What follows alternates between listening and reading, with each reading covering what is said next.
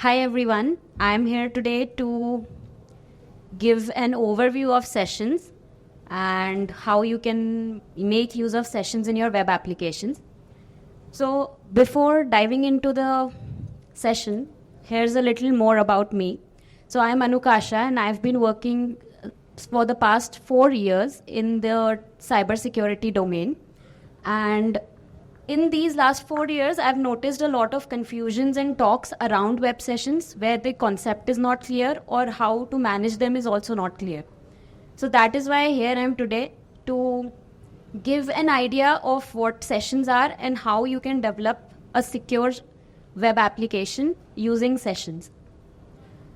So let's start with an example. So let's say Ram has an e-commerce site and he wants to develop a functionality for login.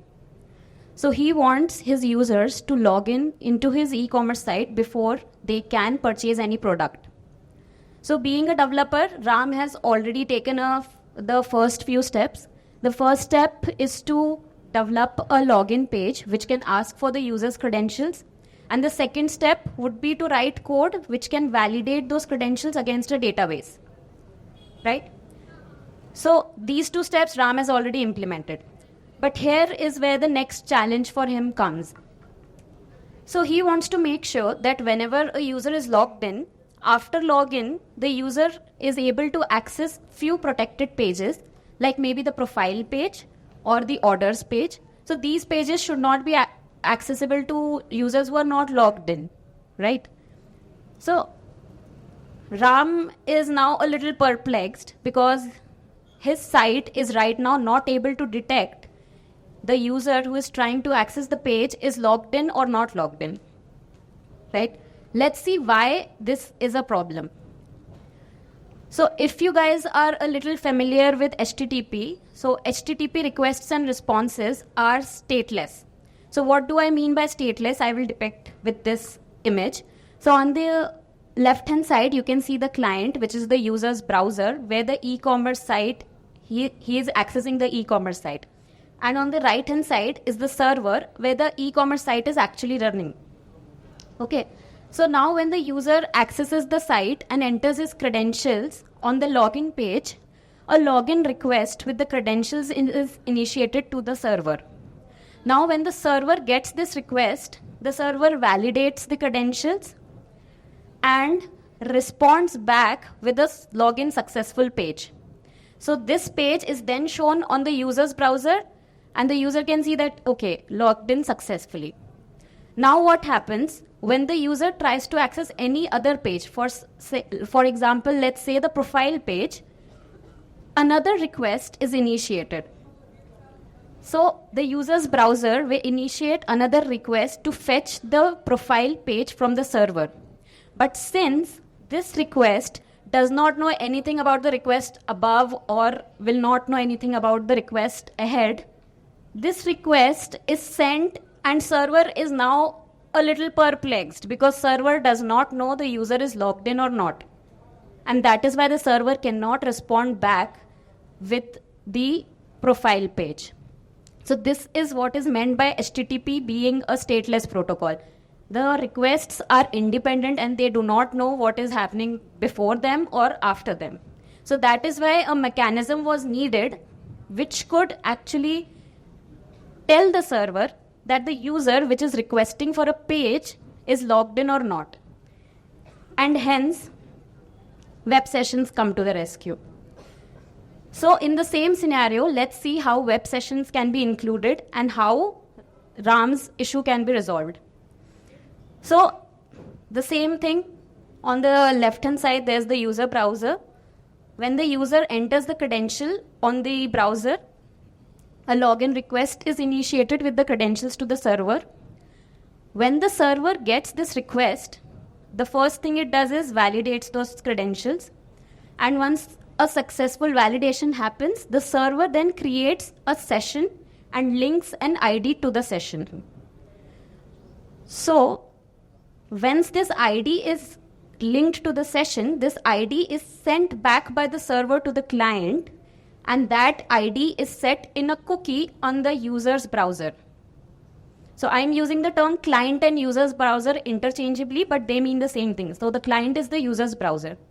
So the server sends back the session ID back to the client, that is the user's browser, and sets that in a cookie. Okay? And now what happens? Now when the user again wants to access the profile page, a new request would be initiated, as we saw. But this time what will happen? The session ID, which was stored in the cookie, would be picked up and sent along with the request. So a view request for the profile page is sent along with the session ID. Now when the server receives this request, it knows an ID which is already in its records. So it knows that a valid session exists, and it knows that the user is authenticated or logged in. And that is why it responds back with the profile page. And that profile page is then viewable by the user in his browser. So this is how web sessions actually work and why they come into picture in HTTP communication. So with this, if I have to define what web sessions are, they are nothing but server-side temporary information. So as we saw in the example, that user's credentials were shared and an ID was linked on the server. So that is just temporary information. They are set to expire within a time frame. So that is why this is a temporary information. Now a session ID is associated. So the session ID is nothing but a unique identifier which can identify the session that is stored on the server. And this session ID is sent back to the client or the user's browser and stored in a cookie. And this ID can be sent with every subsequent request to identify if the user is logged in or not. Okay. So the example that we saw is a classic example of using web sessions post-authentication. So the user is authenticated or logged in, and then we can validate with web sessions if the user is logged in with every subsequent request. But there, in modern world applications, there are cases when web applications are used pre-authentication as well. So some of the examples of that would be maybe storing the user language preference or shopping cart information. So let's take example of Ram's site again. Let's say Ram has an e-commerce site where he wants the site to be visible in maybe French as well as in English. Now a user comes and selects French as the language. Now this is just one time. Okay, so if he selects French as a language, the client will send a request to the server. The server will respond back with a French page. Now in the next time when the user tries to access any other page, if web sessions do not exist, then he has to set the language of French again, so that client can send the language again to the server, and the server knows, yes, I have to send back a page in French, right? But that's when pre-authentication we can use web sessions again. So for the first time when the user is selecting French, we will create a session in server. So we will initiate a request or to create a session on the server and store the value of the language in the session.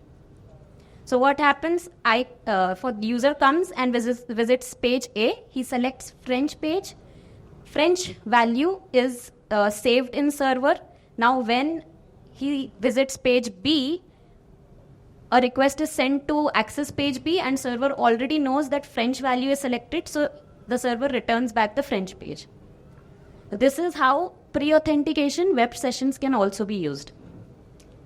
So all of this seems a lot of fun because web sessions are helping us in so many ways, right? But with a lot of fun, obviously, and responsibility comes. So this is where things start to become a little scary as well. So this is just one of the examples when the things got a little scary. So Facebook is a worldwide social network where users use it for communicating with each other. This particular attack which happened was targeted on Facebook users. So there was a Trojan named Flytrap. So in 2021, it affected across 140 countries. So in the image, you can see the countries that were actually affected via this Trojan. And due to this Trojan, information like Facebook ID, IP addresses, cookies, everything was stolen from devices and sent to the attacker. And once the attacker has this information, the attacker can use this information to get a hold of the sessions. Okay, this was just one of the examples. If we look into a most recent example, I believe Okta, let me first introduce. So Okta is a world-known identity provider. It's also one of our competitors. So this particular attack happened on the Okta's support system. So they had a database where support representatives' credentials were stored, and the attacker got access to their database somehow.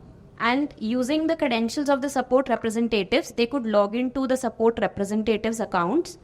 And once they logged in, they were able to see requests from end users with the HAR files. So HAR files are nothing but files which contains HTTP communications from the browser, which might contain session IDs and cookies, tokens, everything.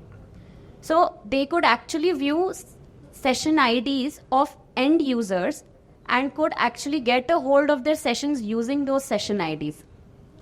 So you see, it is important that the application is secure in every way so that session IDs cannot be obtained in any manner.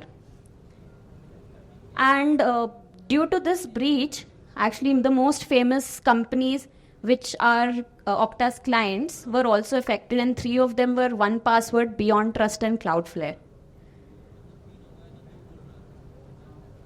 So that is why session exploitation is a real thing. So when we talk about web sessions, it is equally important to talk about how sessions can be exploited and how the solution or how it can be mitigated, the session exploitation. So session exploitation, as we saw, mainly is based on obtaining the session ID. So the session ID can be obtained either through brute force, through prediction, or through stealing. Okay, so brute force is nothing but when the attacker tries multiple IDs until it is successful. Prediction is nothing but prediction. So prediction is based on multiple factors, but in many cases what happens, IDs are generated in a non-random manner. So prediction becomes easier. For example, if your session ID is 1234, or for example, if your session ID is user A and your username is also user A. So if I want session ID of user B, then it is very easy for me to predict if I am an attacker.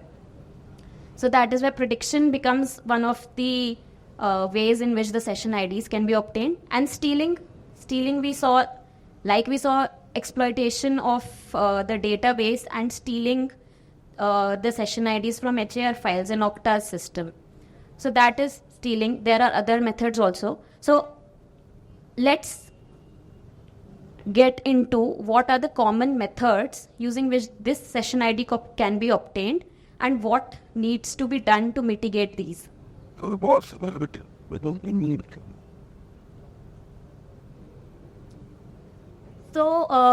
in this slide, let me just explain. On the top, I have written all the common techniques that are used by attackers to hijack the session or obtain the session ID. In the next row, I've written the mitigation, and the last, what would be the effect of that mitigation, how it can actually mitigate the problem. So let's start with the first one. The first one is the man-in-the-middle attack. So as the name suggests, a man is standing between your user's browser and the server. So the man is basically an attacker. So the attacker, what it does is, whenever the server is sending the session ID to the client or the user's browser, or if the user's browser is sending the session ID to the server, it is standing in between. if some communication is coming from the server, I will intercept by some methods and get a hold of the session ID. And then I will relay the request again or response again to the client. So the client or the server does not actually know that I am standing in between. They are under the impression that everything is working fine, but I am actually standing in between, like a ghost. So that is man-in-the-middle attack. And to protect this, it must be ensured that we have transport level security. So transport level security is, if I talk in layman terms, always run your web applications on HTTPS. Don't run them on HTTP. So what happens is, in that case, if you have an SSL certificate in place, all the communication that is happening is encrypted. So you do not, the man in the middle cannot directly get a hold of your information. Even if I get the request that is coming from server, I do not know what actually information it holds because I do not have the key to maybe decrypt it. So that is one thing. And the second is putting a secure attribute to the cookie. So what the secure attribute does is, it actually tells the cookie to be transferred to anybody like the server only when an SSL is in place, right? So that is how this can be mitigated. So the next one is cross-site scripting, also known as the XSS attack. So XSS attack is nothing but JavaScript code running in your browser without you knowing it. And that JavaScript code can come into your browser in many ways. Maybe you have downloaded an browser extension which you were not aware was malicious, and it is running a script in the background. So this attack can be prevented by using an attribute called the HTTP only for the cookie. So what HTTP only does is, it prevents the web browser to allow JavaScript to access the cookies. So what happens before HTTP only, if your cookie is not having the attribute HTTP only, JavaScript can access your cookies. If you have the attribute, the browser will not allow JavaScript to access those cookies. Right, so the next one is very important again. It's exploiting other vulnerabilities. So as we saw in Okta's case, there was no man-in-the-middle attack, there was no cross-site scripting, but system database breach actually led to session hijacking. So that is why your web application should also be protected from other vulnerabilities as well. So if in any way the attacker is able to attack or get a hold of your session ID due to any other vulnerability, then it's the same thing. Session hijacking attacks can again happen. So for this, it is important to follow secure coding practices. Also, it is important to have regular checks or regular tests, pen tests done on your application so that you know what vulnerabilities are there and you fix them as soon as possible. Last is the malware injection. So this example we saw in the Facebook case. So in Facebook's case, there was a Trojan which was downloaded in the user's browsers, right? So malware injection is quite common. This can be done using social engineering attacks.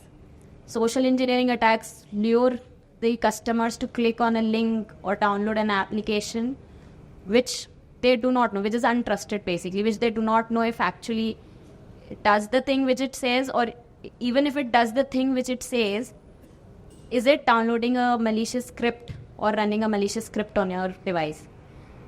So I guess all of you must have received emails or messages for this social engineering attacks. So the only thing which can prevent this might be educating customers, because in the end, if customer downloads a malware which is able to fetch all the session IDs and cookies from the browser or from the mobile device, then in that case, we cannot do anything. We have everything in place to protect the session ID from incoming attacks, but if you are attacking from your own device, then that cannot be protected by any external cookie attribute or following secure coding practices. So educating customers might also be the main things that we need to do. So like what if even after doing all of this, the attacker gets a hold of your session ID? That is possible, right? So in that case also, there are a few things that can be done to minimize the effect of the attack. And I have written few of those here. So first is the proper session expiration. So proper session expiry actually should invalidate the session both on the client side as well as on the server side. Now this session expiry should be implemented automatically as well as manually. So automatic session expiry means setting a time limit to maybe your session ID, or automatically invalidating after a maybe idle timeout, if you have heard of that. So if the user is idle, expire the session on the client side as well as on the server side. And the next thing, which is also very important, is a manual session expiry. So manual session expiry is actually putting a logout button on your web applications, a big logout button on all the web pages, so that user can himself click on logout and expire all the sessions or delete all the sessions across all the browsers or devices. Now, how this will minimize the attack? Let's say an attacker gets a hold of your session ID, and now he has logged into that session, and he is maybe even has access to complete account of yours. So in that case, if you manually click on logout, that particular session ID is expired right now. So now when with the same session ID, if the attacker sends a request to the server does not have that ID anymore. So yeah, your attack is minimized. So that is why proper session expiry can minimize the attacks of session hijacking. Next is the binding of session ID to other properties. Now, binding of session ID basically means do not depend solely on session IDs. So have other user properties that you are storing on the client side when you store the session IDs. And on every request, validate those other user properties as well, instead of just solely depending on session IDs. And the last is, which is also very important, is the session attacks detection. So session attacks detection may be detecting multiple sequential requests, which means that maybe a user is trying to brute force his way to get a session ID. So if you detect multiple sequential requests and block that IP address, that is how you can detect and mitigate or minimize the effect of the attack. Another thing that can be done here is anomaly detection. So anomaly detection means, for example, a user, you have to detect the user behavior in that case. So for example, a user logs in through a range of IPs and has always logged in through a range of IPs. And one day suddenly he logs in from a completely different IP address. So that is an anomaly, right? In that case, your web application can decide maybe even to expire the session, block the IP address, or just notify the user that this is, hey, this was done in this region. Is this you? Like Google does it many times. So that is how session attacks should be detected, and anomalies should also be detected.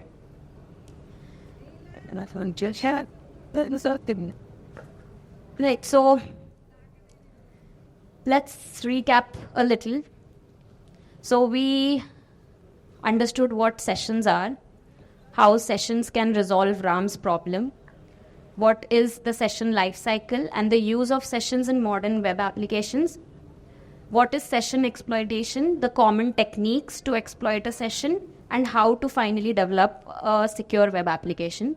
So on the right, you can see there is a summary of how you can develop a secure web application. So attributes of cookies like secure HTTP only, use them bind session IDs to other properties, always implement proper session expiry, always detect session attacks and anomalies. Next two, the last two are actually most important ones, which are most neglected also. Secure coding practices, educate your team to develop a secure web application. Also detect vulnerabilities in your application. Your application is not secure. You have to multiple times test it out, detect vulnerabilities and fix them. Last is educating your customers, which is the most important part. Education should include what social engineering attacks mean and how you can detect social engineering attacks. Maybe in future AI comes up with solutions like these, but right now we are on our own, so educate your customers. Thank you for listening, and if you have any feedback, please, for this session, for the content of the session or any session, please feel free to scan this QR and provide your feedback. And if you have any questions, I'll be glad to take them now. Yeah. As a customer, if there are some websites which uses HTTP, so should we regularly log out of those websites? Yes, definitely. And if it is using HTTP, then you should definitely verify the authenticity of that websites, because it is very common for attackers to replicate actual websites. For example, facebook.com, you must have seen multiple attackers using Facebook with a single O, the facebook.com with HTTP. But we do not give emphasis on the double O. We mostly customers or users using it do not notice the double O. So that is why it is very important to validate the authenticity of the HTTP sites if you are using them. And definitely always log out your session on your own.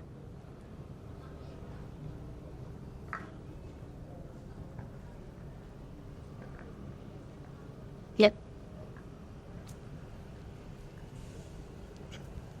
Good afternoon, ma'am. Ma'am, how will binding session ID to other properties help the user secure his session? It's what happens is, for now, if the attacker gets a hold of your session ID, if you have not bind the session ID with other user properties, your web application will get the session ID and just the server will validate that this session ID is actually a valid session ID. So it will give access to your session to the user or the attacker which actually has your session ID. But in this case, you have a single point of failure, right? If you use other user properties, for example, if you also store maybe their device on the cookies end, on the client's end, and then you send that device information as well with your request, and the server validates that device request as well, then the session can be validated properly. It does not have a single point of failure. So it adds a layer of security in that manner. Thank you, ma'am. Thank you.